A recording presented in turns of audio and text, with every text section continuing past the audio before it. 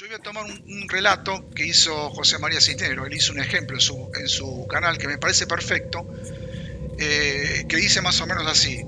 O sea, si un ciervo es atacado por un cazador o es atacado por un veterinario a través de un dardo, por una sociedad protectora de animales, el ciervo no podría distinguir entre un cazador y un protector, porque para él es traumático ambas las cosas. Pero si se daría cuenta que el veterinario hace ese tipo de anestesia para su bien, se daría cuenta que el veterinario es bueno por más que haya hecho un caso traumático. El ejemplo está bueno. Yo le digo al Cisneros que es al revés. En el caso del ciervo sí, si se daría una hipnosis, él se daría cuenta de que el veterinario es bueno. En el caso de los humanos es al revés. Digamos, de acciones positivas y de aducciones benignas, descubre que son al revés. Entonces a veces la hipnosis es una herramienta muy importante a este tipo de cosas.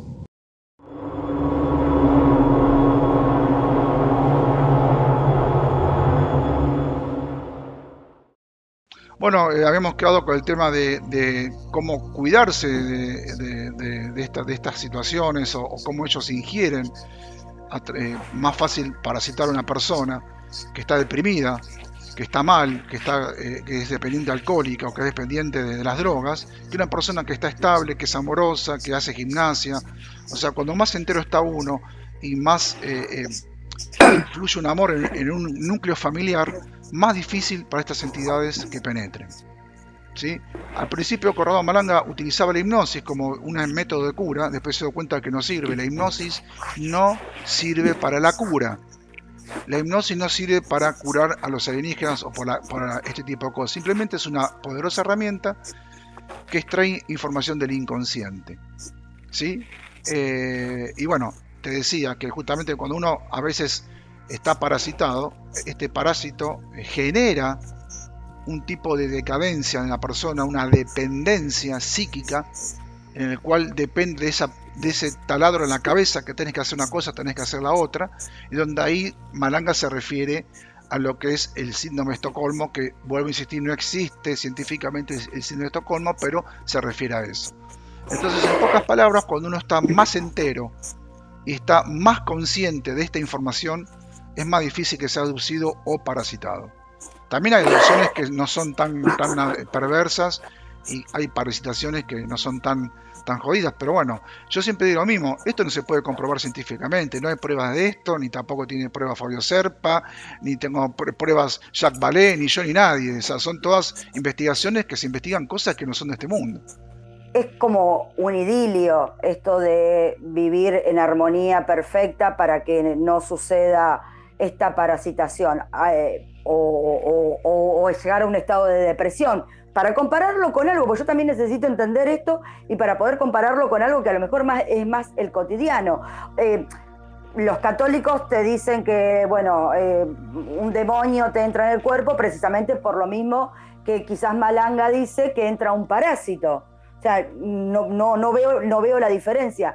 Pero quiero tu opinión con respecto, viste que hay muchos relatos de personas que dicen haber sido abducidas, donde lo han llevado a un aparato, una nave, han recorrido lugares, le han mostrado galaxias. Gente que le gustaría que eso le pase de nuevo, o gente que se ha encontrado con seres y que no tiene una experiencia negativa. ¿Cómo es ese contraste, esa diferencia? Bueno, justamente primero hay que tratar de, digamos, estudiar a la supuesta víctima de adopción a través de un trabajo interdisciplinario que realmente sea verdad lo que dice, porque muchas veces los que investigan se comen el garrón de que a veces la gente miente y es así. Entonces, antes de empezar a ver si realmente hicieron estos viajes o estas adopciones, tendrán que ver quizás hacer un trabajo interdisciplinario con algún médico, psicólogo, para fijarse y estar seguro que la persona esa está en sus cabales. Eso es lo que decía Gustavo Cía. Eh, Acá justo me viene bárbaro el caso de Ted Rice. Ted Rice es el personaje de Carla Turner del libro Máscara de Ángel, donde era un psíquico, donde él tenía contacto con estos, él era un contactado de hermanos mayores que venían a cuidarlo, venían a hacer una protección a la humanidad, y él siempre se ha sentido bien con todo eso, hasta que se topa con Carla Turner y a la vez con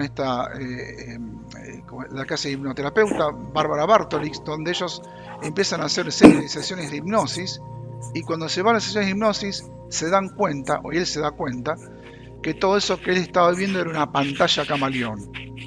O sea que el alienígena le da una pantalla, le da una simbiosis positiva, creyendo que está todo bien, y sin embargo cuando hay la hipnosis aparecen todas las cosas que le hicieron a pobre Terrais, hasta le abusaron, el tema de la sonda, ustedes ya saben. Por eso a veces cuando la persona dice, no, yo tuve un contacto positivo, yo vi que me pasaron, estaba todo bien, habría que ver realmente si eso es así. O sea, desde la vigilia que lo cuenta, bueno, está todo bien, pero justamente también Cordón Malanga, cuando a esos abusivos que decían que eran cosas buenas que le pasaban y entraban en hipnosis, la cosa se daba vuelta. Hay un caso que nosotros hicimos acá una entrevista con Carlos Yurchuk, que se llama Orlando Ferrauri, que él hablaba de un caso de abducción, y él decía, sí, porque yo estaba en la nave y el alienígena de alguna manera medio como que me controlaba para que yo no me desacate de acá, porque si no yo me iba a ir a todo lugar, y había una nenita que estaba ahí al lado, de flaco, secuestraron una nena de una familia. Entonces Orlando, desde mi punto de vista, consideraba que era una cosa que había pasado. Estaba todo bien, sin embargo no. O sea, el tipo fue abducido y había una nena ahí. ¿Entendés? Entonces, yo voy a tomar un relato que hizo José María Cisneros. Él hizo un ejemplo en su canal que me parece perfecto, que dice más o menos así. O sea, si un ciervo es atacado por un cazador, o es atacado por un veterinario a través de un dardo, por una sociedad protectora de animales, el ciervo no podría distinguir entre un cazador y un protector, porque para él es traumático ambas las cosas. Pero si se daría cuenta que el veterinario hace ese tipo de anestesia para su bien, se daría cuenta que el veterinario es bueno por más que haya hecho un caso traumático. El ejemplo está bueno. Yo le digo a Cisneros que es al revés. En el caso del ciervo sí, si se daría una hipnosis, él se daría cuenta de que el veterinario es bueno. En el caso de los humanos es al revés. Digamos, de acciones positivas y de aducciones benignas, descubre que son al revés. Entonces a veces la hipnosis es una herramienta muy importante a este tipo de cosas.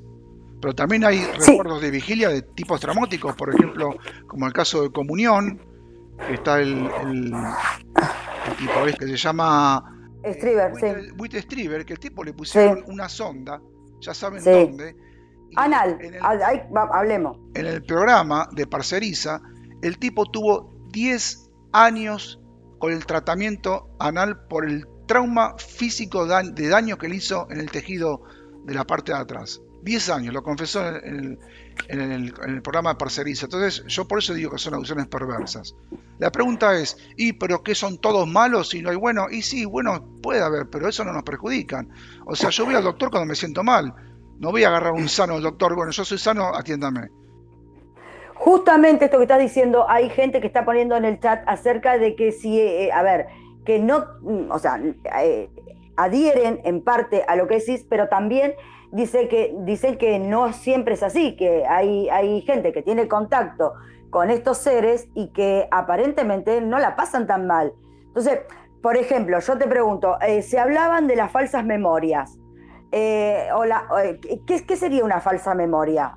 ¿Tiene que ver con esto? No, la falsa memoria es cuando justamente el tema de la hipnosis, cuando se hace una hipnosis, tiene que ser un trabajo muy bien hecho, porque generalmente en la hipnosis el paciente o el sujeto genera falsas memorias, o trata de seducir al hipnoterapeuta, o genera una inducción hipnótica de parte del hipnoterapeuta, donde esa falsa memoria se genera en una memoria real. Entonces siempre cuando se hace una hipnosis, según Corrado Malanga, hay que tener lo que sería, ellos trabajaban con Mauro Moretti. Mauro Moretti es un psiquiatra de allá de Italia que hizo el caso decían, un caso de abducción muy importante, que no me acuerdo el nombre, que es el de, que todo el mundo lo conoce acá ese caso, que es el caso de Fortunato Zambretta, que es un guardia de seguridad que se encontró con con un monstruo. Bueno, este psiquiatra hacía Ujú. hipnosis junto con Malanga. Malanga no hizo hipnosis central porque él no sabía. Él es científico de la química y aprendió a través de Mauro Moretti en un trabajo interdisciplinario y a través de la PNL, que es la programación neurolingüística, donde ellos veían la actitud física, los movimientos físicos del cuerpo o de los ojos para tratar de deducir si era mentira o no lo que decía el paciente, porque la hipnosis no es que uno se sienta a hacer hipnosis y está todo bien. Tiene muchas... Contá un poquito cómo es el tema de la hipnosis para aquellos que no saben o para aquellos que en este momento están mirando el directo y están relacionando que quizás cosas que le pasan tenga que ver con alguna abducción o posible abducción. ¿Cómo es el tema de la hipnosis, Cano? Y la hipnosis para mí es una excelente herramienta para extraer información del inconsciente, porque muchos abducidos, los verdaderos abducidos son los que no se dan cuenta. Esos son los verdaderos abducidos. Y la hipnosis es una muy buena herramienta. El tema que está muy mal empleada, acá en Argentina hicieron un desastre, por eso es muy importante que vean el programa de Gustavo Cía, donde la hipnosis, casos terribles que han dejado traumas o se han hecho hipnosis a personas con problemas mentales y han generado peor solución de lo que es. Por eso la hipnosis es muy jodida.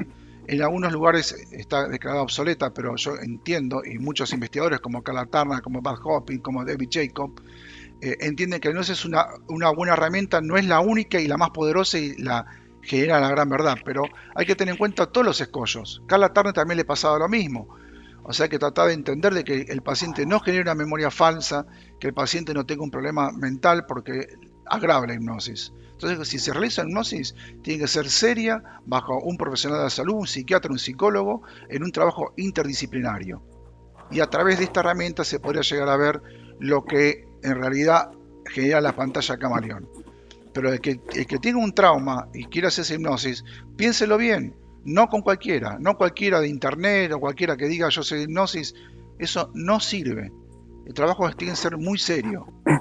Bueno, de hecho, Dani Zapata, que siempre lo ha contado en un montón, y Dani, que también está justo en el chat, ha contado que la primera vez que él se hace una regresión, le fue, pero muy mal, lo dejó muy traumado. O sea que lo que estás diciendo es precisamente, bueno, tengan cuidado porque, y yo estoy contando algo que lo ha contado Daniel en reiteradas oportunidades y que evidentemente sí, se paga un precio elevado. Te pregunto, ¿qué es la inducción hipnótica? Bueno, ahí está el tema, eso, una pregunta bárbara. Generalmente, acá en Argentina, cuando se habla de hipnosis, automáticamente la persona o todo lo que se refiere significa que uno induce al paciente a decir cosas que yo quiero decir. Y no es así. La inducción hipnótica tiene que ver con muchos métodos de hipnosis. Pero obviamente si yo llamo a una persona, le digo, usted es Mongo Aurelio, sí, mire, yo soy hipnoterapeuta, le quiero hacer hipnosis. Desde el momento que yo lo llamo, ya estoy ejerciendo una inducción. Pero generalmente lo bueno es que cuando se haya una hipnosis tiene que haber una o dos personas para que no se genere este problema de inducción. Decir cosas al sujeto para que diga lo que tenga que decir. Pero en realidad la inducción hipnótica es necesaria. Por ejemplo, yo cito este caso, ¿no? En los casos de hipnosis de Corrado Malanga y las hipnosis de Carla Turner. Por ejemplo, una persona es hipnotizada y yo pregunto, ¿no? ¿Cómo es el caballo blanco San Martín? ¿Sí? Que es blanco. ¿Por qué? Porque yo le dije caballo blanco. ¿Sí? Ahora, una inducción hipnótica es un ejemplo esto, más vale que es un ejemplo. Pregunta, ¿dónde estás? Estoy arriba de algo. Sí, sí. ¿Y ese algo qué es? Se mueve. ¿Cómo que se mueve? Estoy en un lugar moviendo. ¿Por qué no agarras tu mano y metes la mano en ese lugar y quiero que lo toques para ver qué sentís? Entonces, cuando el paciente toca lo que le dice el hipnoterapeuta y cuando toca digamos, el caballo sería, esto es algo peludo y caliente, creo que estoy arriba de un caballo. Esa inducción que genera el hipnoterapeuta no le está diciendo son alienígenas de color verde de Marte. Le está diciendo, le está abriendo una puerta para tratar de inducir al paciente que se le abra la memoria. O por ejemplo, ¿dónde estás? Estoy en un lugar oscuro. ¿Y cómo es eso oscuro? No veo, estoy como una especie de cueva. Bueno, a la cuenta de 3, 2, 1 quiero que mires las paredes. Mira las paredes. ¿Cómo son las paredes? Ah, las paredes son de cemento, pero no es una cueva, no, estoy dentro de una especie de base. Ese tipo de inducción son necesarias porque no se puede hacer hipnosis plana, como le pasaba a Mauro Moretti, por ejemplo. Él hacía la inducción, el psiquiatra que estaba con Malanga, pero ¿qué pasa? Él no sabía la casuística alienígena, entonces nunca tenía, no llegaba a buen puerto. Entonces Malanga le dice, bueno, hipnotiza al paciente con tus técnicas y con tu profesionalismo y yo le hago las preguntas delante tuyo para que vos me chequees. A partir de ahí Malanga llega más allá porque le hace las preguntas clásicas. Porque un psiquiatra convencional y hace una hipnosis, como no cree en este tipo de eventos, va a creer que es otra cosa. Por eso es muy importante trabajar con varias personas a esa hipnosis. Pero lo que es la inducción hipnótica a veces es necesaria para inyectar al paciente o al sujeto a que se conecte con cosas. No decirle de cómo eran los aliens. ¿Se entiende eso? Es un poco lo que es Seguro, la porque ahí pelea. le está, Pero bueno, acá ahí en le estás Argentina, en metiendo Estados Unidos, directamente. Europa es otra cosa la hipnosis, aunque sea obsoleta, aunque está demostrado científicamente que no sirve, pero para este tipo de eventos, esta herramienta a veces es útil, a veces. Pablo, yo quiero hacerte algunas preguntas que están en el chat porque la verdad que hay un montón y no quiero dejar a la gente afuera Bueno, porque, por ejemplo, Ana pregunta, si una persona está interferida por diferentes entidades, ¿puede autoliberarse llevando una disciplina estricta y permanente de hábitos exclusivamente saludables? Y te agradece. O sea, quiero hacerte preguntas porque hay un montón. O sea, creo que pocas veces ha pasado esto de que el chat esté tan activo y haciendo tantas preguntas una tras de la otra. ¿Podés contestar eso, sí, sí, sí, Pablo? sí, sí. Primero, no todos estamos parasitados, no estamos todo el mundo caminando por la calle y la señora está haciendo mandados, todos parasitados. Estamos hablando de una parasitación seria. Se supone que cuando uno está parasitado hay entidades que no generan tanto problema y convivimos normalmente. Pero más allá de los hábitos de comida, generalmente tiene que ver con la psiquis interna, digamos, la fortaleza anímica que uno puede tener. ¿Entendés? No ser una persona desequilibrada, no ser una persona que tenga, no sé, defectos como ser alcohólico, drogado, o tener algún problema a nivel mental, tener una familia unida. Generalmente la persona que es sana de la psiquis son los más difíciles de parasitar. Bueno, pero a ver, si vos ya fuiste una persona abducida, ese lux entró en tu cuerpo, ya te parasitó. Ana pregunta cómo haces para autoliberarte. ¿Hay una forma? Porque si vos ya estás parasitado, ya entraste, como vos dijiste, en un estado en donde empezás a estar mal, tu cuerpo se descompagina, toda tu psiquis, tu cuerpo, todo. ¿Cómo haces para liberarte de eso? ¿O a quién le pedís ayuda para hacerlo? Una de las herramientas básicas es tomar conciencia de esto, de este fenómeno, y tratar de entender que uno está en esa situación. Porque es muy difícil tratar de entender esto. Vos imaginate que en tu congreso, cuando fuimos a Rosario, yo cito acá a Luciano Gagliano, que Luciano Gagliano no es un ufólogo, él no conocía el ambiente ufológico. Yo le digo, venite, vamos con Lorena, vamos a conocer a Lorena, fíjate lo que es el ambiente ufológico, para que vos tengas contacto con la gente, por más que vos no te interese la parte ufológica.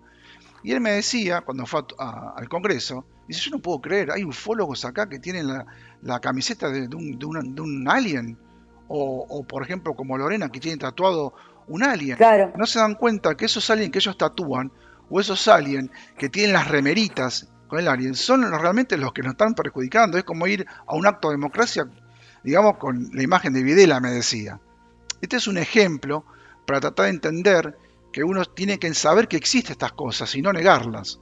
Y a veces la información, leyendo un libro, lo que hace inconscientemente, uno toma conciencia y esta alma, esta ánima, o el inconsciente, tiene una primera barrera, porque se da cuenta, toma conciencia.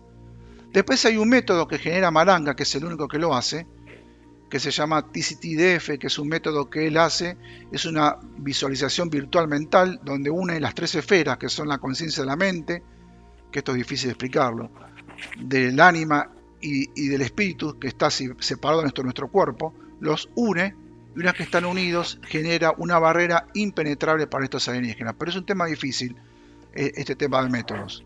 Pero una de las cosas que yo aconsejaría es leer, informarse, entender que esto existe, no negarlo.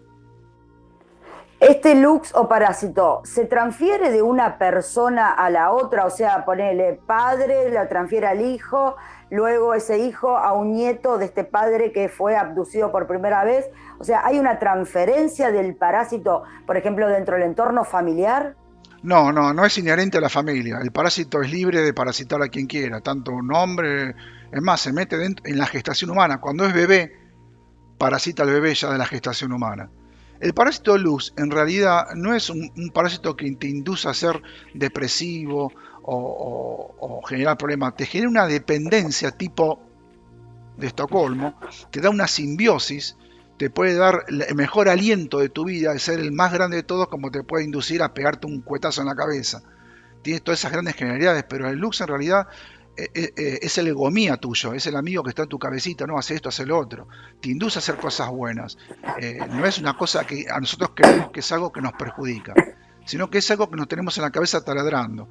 Y a veces, sí, cuando la persona es un poco débil psíquicamente, gobierna la psiquis a través de los pensamientos, lo hace hacer cosas que no quiere o lo hace generar dependencias para que este Lux aproveche ese estado de ánimo para chupar energía.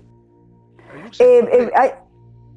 Hay personas que han tenido estas experiencias de abducción y ya conocemos varios que no han querido hablar nunca más del caso, se han recluido, no sé, de hecho yo encontré varios testigos con los cuales han tenido esta experiencia y me dijeron, no quiero saber nada, incluso me han contado la historia, tengo historias grabadas que no quieren ni, o sea, me la han contado a mí, no para que la saque al aire, no para salir, no quieren volver a hablar del tema, y hay otros casos donde están muchos más expuestos. ¿Por qué esa diferencia? O sea, ¿ese parásito trabajó distinto en ese abducido, Pablito? Mira, hay que diferenciar lo que es una parasitación a adopción. La adopción es Bueno, aquel que atraviesan las paredes, como dice John Mack, no lo digo yo, lo dice un psiquiatra de sus pacientes, atraviesan, digamos, las paredes, se llevan al abducido, lo llevan a una nave, le hacen todas las fechorías y lo vuelven a traer. Eso es una adopción clásica como nosotros sabemos. Dentro del sí. cuerpo humano hay parásitos astrales incorpóreos, son alienígenas incorpóreos que trabajan no con una nave, sino que se meten dentro de nuestro cuerpo. ¿Sí? Son dos cosas diferentes, pero el fin es el mismo, vivir del otro. El alienígena que abduce, tanto como el parásito, son parásitos que viven de la energía del hombre. ¿Sí? Entonces, algunos abducidos que no quieren saber nada, quizás son los verdaderos abducidos que tienen trauma y no quieren saber público, no quieren saber nada con lo público. Y los otros que publicitan todo esto, es gestado quizás por estos mismos parásitos para generarle un ego y hacer una especie de activo de su propio problema para, digamos, atravesarlo y sentir que está todo bien, pero bueno, el fin es el mismo, sigue abducido y sigue parasitado. Muchos de los abducidos, que son quizás los verdaderos, no se dan cuenta que están abducidos. Y cuando ven una película, leen un libro, se cagan encima y no saben por qué. Esos son los que hay que trabajar, los que se despiertan y se dan cuenta por algo. Los demás, como los contactados, son los que realmente son manipulados. ¿Se entiende? Sí, sí, incluso yo había preparado una de las preguntas donde también decía, o sea, lo que te quería preguntar era precisamente si estos parásitos solo aparecían en estos abducidos o si, o sea, a ver, el abducido que no quiere volver a hablar y el abducido que cuenta continuamente su relato, si era el mismo parásito. No, no, no, no, no. No porque el alienígena que lo abduce, yo lo simplifico, pero el que abduce es un físico, digamos, algo físico, que también es tema psíquico, ¿eh? El tema de la abducción también se genera en la psiquis humana. Justo tengo una pregunta de Sebastián Margen, ahora te la voy a hacer. Sí. Sí, decilo, porque tiene que ver Los con eso. parásitos incorpóreos que están dentro del cuerpo humano, según estos investigadores, son independientemente de las adopciones. Generalmente cuando hay una adopción, estos parásitos salen del cuerpo, abducen a la persona, la meten dentro del lugar y después el parásito vuelve de nuevo a parasitar a la persona. ¿Por qué digo que es psiquis? Porque todo lo que es, en los años 90, hay un médico psiquiatra, otro médico psiquiatra con un trabajo académico, que se llama Rick Strassman, trabajó Sí. con personas que buscaba, digamos, si había una alternativa médica con respecto al DMT, el dimetiltriptamina, y inyectó a sus colaboradores, que algunos eran también del palo científico, inyectó DMT para ver qué tratamiento había o cuáles eran sus experiencias. Esto está todo hecho en el libro En la molécula del espíritu. Es un psiquiatra que lo dice, no lo dice Pablo Cano, el conspiranoico. Cuando se reúne con... Ay, basta de catalogarte y ponerte etiqueta, Canito. Pero a mí me gusta la etiqueta esa, pero yo estoy hablando con datos duros, ¿no?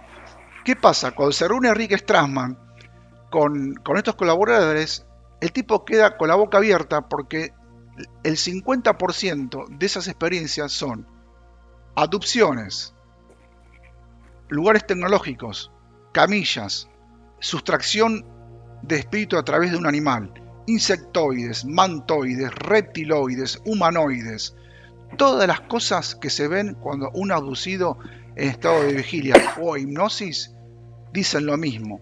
Entonces, ¿qué decía Rick Strassman? Que si él, lo dice él, léanlo, yo no lo digo, son datos, que si él juntaba las experiencias de John Mack y las experiencias de sus colaboradores y los juntaba y sacaba la palabra de DMT, era igual. ¿Qué significa eso? Lo que yo entiendo es que la abducción también ocurre en la parte de la psiquis humana. No significa que no existe, porque dejan huellas, hay huellas físicas, pero la psiquis también pasa el tema de las abducciones. Es como que es una interfaz entre lo físico y lo psíquico. Y después también en dos papers científicos se han descubierto, que ahora no me acuerdo el nombre, uno es de Alan Davis, que es un paper científico que hicieron encuestas a los tipos que toman DMT, hablaban de todas estas entidades que se veían, pero lo notorio era que no se veían los grises. Entonces, ¿qué quiere decir esto? Que si no se ven, o se ven pocos grises, significa que el gris es de la 3D, es el que viene a hacer el trabajo sucio acá en la Tierra.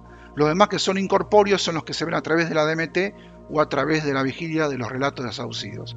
Entonces, ¿el DMT podría ser una llave que se conecta con los aliens?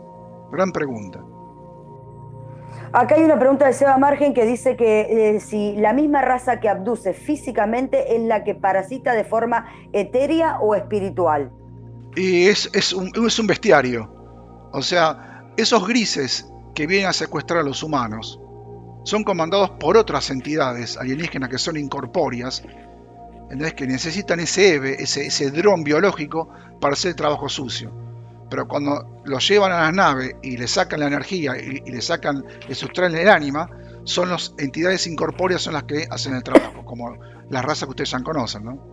Bueno. Hago una pregunta más y pasamos al video. Marina Llaveno justamente pregunta, ¿la gente que canaliza puede transmitir mensajes de un lux? Sí, el que canaliza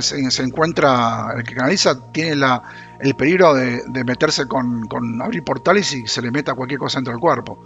A menos que la persona que canalice sea una experta y sepa realmente con qué está jugando. Pero sí, se puede conectar con un lux. El lux puede aprovechar esa situación para el engaño también.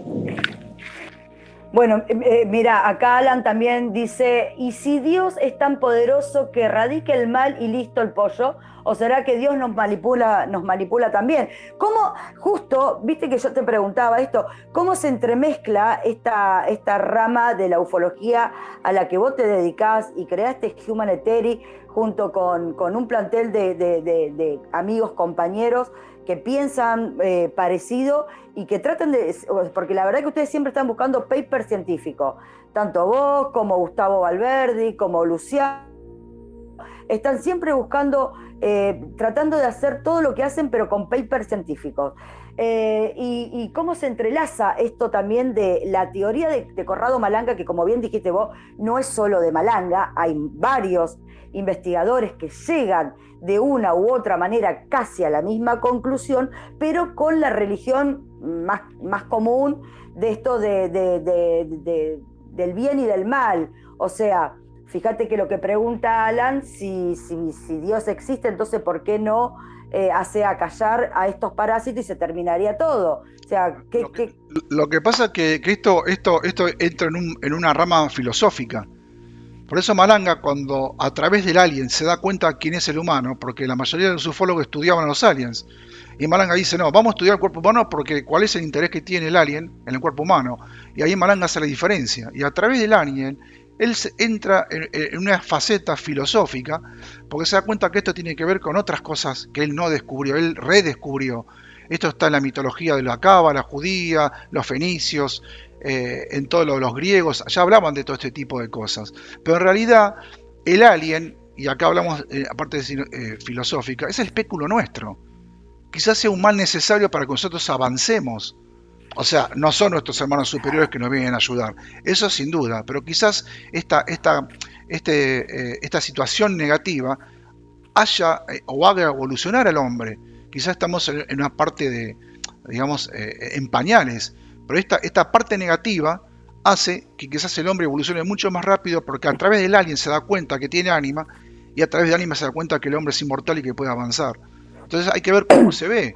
O sea, quizás el alien no sea un ser malo y quizás Dios o esa entidad que es súper gigante genere este gradiente negativo. Así ese gradiente es una variabilidad para tener experiencia, porque supuestamente ánima, que es nuestra alma que está dentro del cuerpo, viene a ser experiencia. Y esta parasitación quizás sea necesaria para comprender cosas que quizás nosotros no comprendamos. Por eso cuando se dice, ¿el alien es malo o bueno? Y depende de cómo lo diga. Hay que juzgar a un león que mata a una gacela Thompson. La gacela Thompson evolucionó para correr y el león evolucionó para correrla. Quizás pasaría lo mismo, quizás es el espéculo nuestro, el alien, quizás en un futuro le hagamos digamos, gracias a alguien por ser tan malo porque nos dimos cuenta cómo somos. Una manera de decir, ¿no? Entonces es muy filosófico, es muy profundo. Yo estoy tratando de armar unos programas que tienen que ver con encuentros cercanos, pero no solo lo ufológico. Y te quiero preguntar, por ejemplo, a ver, esta teoría de Malanga, por decir de Malanga, de la parasitación, ¿se puede aplicar, es aplicable a los otros fenómenos? O sea, vamos a poner, sin poner abducciones perversas o síndrome de Estocolmo, ¿sucede lo mismo en apariciones marianas, en encuentros o sea, la parasitación es lo mismo para abducciones marianas, para aquellos que tienen encuentros cotidianos, por decirlo de alguna manera, con entidades tipo fantasma, aquellos que se encuentran, que tienen esta convivencia con duendes, elfos, gnomos? ¿Existe una parasitación también en este tipo de fenómenos, Cano? No, no es inherente. O sea, la parasitación no es inherente a lo que uno ve. Las marianas es una manipulación. Si ustedes ven cómo está vestida la Virgen y las cosas que dice, es una Virgen anticomunista de cabeza. Todas esas apariciones son todas manipulaciones de estas entidades para gestar este tipo de estar rezando contra una religión y tenerlos sometidos. Pero los duendes son quizás entidades que existen. Vos estés parasitado o no, los podés llegar a ver. Mediums o sensitivos pueden ver seres familiares muertos, inherentemente si tienen parásitos o no. No tiene nada que ver una cosa con la otra. O sea que una persona que constantemente está recordando un suceso de abducción, según tu campo de investigación, es porque este parásito lo hace revivir continuamente y lo hace conectarse con el dolor y cada vez queda más débil y cada vez este parásito toma más fuerza. Una persona que tiene encuentro con lo místico, apariciones marianas, Cristo, lo que sea, y que es constante, ¿no hay un parásito también que la hace estar en constante encuentro con este otro fenómeno que es el de la cuestión más mística? No, porque si vos hablas específicamente de las apariciones marianas o las apariciones religiosas, el objetivo Sí. de la aparición religiosa es congregar a cierto tipo de personas para robarles la fe. O sea, es un puñado de gente, es un ganado que dice, crean en mí y yo os los ofrezco. Eso es inherente a las parasitaciones, es una visualización, es un campo de control. Mirá, hubo un milagro, vemos a la Virgen, recemos todo y van todos y depositan sus energías en las iglesias rezando. ¿Entendés? Eso no tiene nada que ver con la parasitación. Son manipulaciones. Las personas que tienen visiones y son místicas podrían estar no parasitadas, pero también que se entienda que no, que todo el mundo va parasitado por la calle caminando haciendo los mandados yo me asusto y yo digo, tengo un montón de parásitos. Estamos hablando de cosas concretas que son a la vista, ¿no? O sea, no todo el mundo puede ser parasitado, por ejemplo. Que bueno, era justamente de las investigaciones que yo me baso, donde hay una situación hace 30 años atrás acá en Devoto, donde una nave pasaba por el barrio y aducía a los vecinos. Esta situación que parece tan cómica fue, digamos, investigado por justamente el matrimonio Flota, Eduardo Grosso Me y Fiona, parecía, sí, sí. que bueno, yo siempre digo lo mío, lean Terror Nocturno, ufólogos básicos, lean Terror Nocturno porque ahí se dan cuenta de lo que es la agenda alien que yo siempre hablo. Está metida, es fascinante ese trabajo. Bueno, ellos descubren ahí que empiezan a tener, digamos, aducidos, empiezan a relatar y se dan cuenta que son todos vecinos. Entonces concluyen que son aducidos por casa. O sea, supuestamente pasaría la nave por arriba y los abducen. Es increíble. Bueno, Carla Turner también llegó a esa misma conclusión, que abducen por barrio. Es impresionante. Nosotros hicimos una exposición hace unos 3 años atrás, hablando de esta fascinante investigación de Liliana Flota y Eduardo Grosso. Bueno, acá es un pequeño extracto de lo que hacen los aliens. Abducen por vecinos, por barrios. Por favor, Carlos Yurchuk, número 4, Flota Grosso, Terror Nocturno.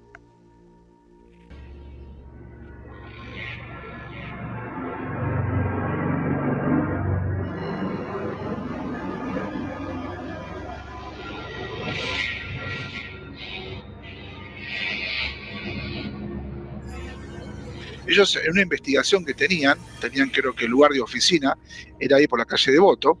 Ellos se dieron cuenta que las personas que venían a su oficina, a su lugar de tomar notas sobre el tema de hacer reportes de los abducidos, se dieron cuenta que era por barrio, o sea que la nave que sobrevolaba por todo Buenos Aires iba barrio en barrio porque se empezaban a enterar de que el vecino era, no sé, a 1 cuadra, a 2 cuadras, a 20 metros, 300 metros, era toda una zona de Devoto.